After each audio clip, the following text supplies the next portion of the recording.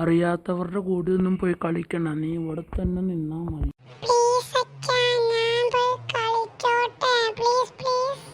അന്ന് ഒരു അരമണിക്കൂർ പോയി കളിച്ചോ.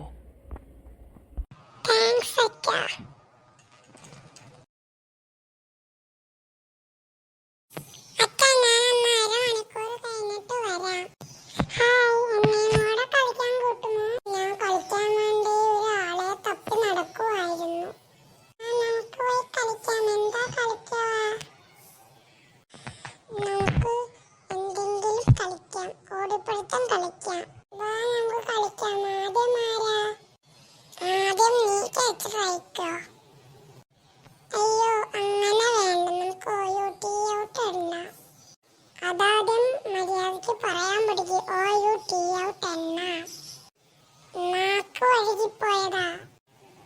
ഞാനെന്ന O U T out get out from this game. നീയാണ് ക്യാച്ചർ. ഓക്കെ, ഞാൻ 10 വരെ എണ്ണം കുളിക്കാൻ മൊത്തം കളിക്കാം. പെട്ടെന്ന് പോയി വിളിക്കട്ടെ, അവനിപ്പോ നമുക്ക് ഈ അങ്കളുടെ ബാക്കിൽ വിളിച്ചിരിക്കാം. എന്താ മോനെ എന്റെ ബാക്കിൽ ചെയ്യുന്നേ? അത് അങ്കിൾ, ഞാനവിടെ കുറച്ച് വിളിച്ചോട്ടെ. അങ്കിളിന്റെ മോൻ എണ്ണിക്കൊണ്ടിരിക്കുക. വിളിച്ചോ, ഞാൻ പറയില്ല അവനോട്. 5 6 7 8 9 10. കണ്ടാലും കണ്ടില്ലും സാറ്റ്. ഇവനിവിടെ എവിടെ ഒളിച്ചേക്കുന്നേ? അയ്യോ, ഞാനിവിടെ കിടക്കാം. നമുക്ക് കുറച്ചൂടെ കിടക്കാം. ഉറങ്ങുമെങ്കിൽ ഉറങ്ങിപ്പോട്ടെ. ഒന്ന് എണീറ്റ് നോക്കട്ടെ. ചിലപ്പോ നമുക്ക് എണീറ്റ് നോക്കാം. ഇങ്ങോട്ട് വാ, ഞാൻ പറഞ്ഞു തരാം.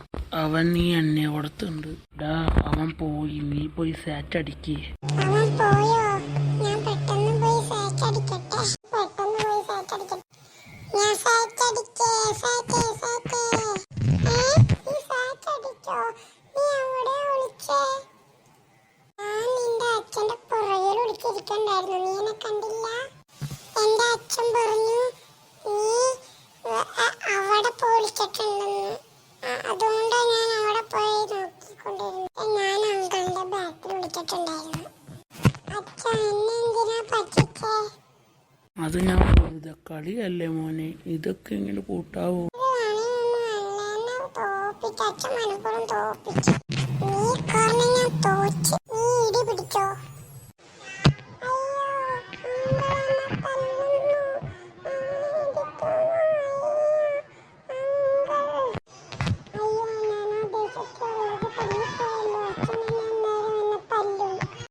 ഡോ, നീ എന്തിനാണ് അവനെ തല്ലി? അതൊരു കൊച്ചല്ലേ.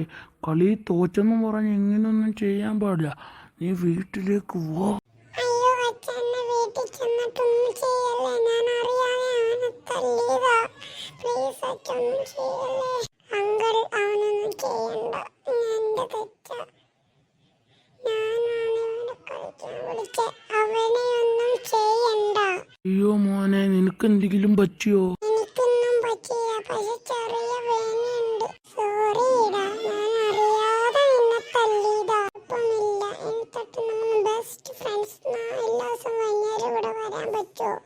അങ്കിൾ, ഇവിടെ എല്ലാ ദിവസവും വൈകുന്നേരം ഇവനെ കൊണ്ടുപോകാനേ പ്ലീസ്.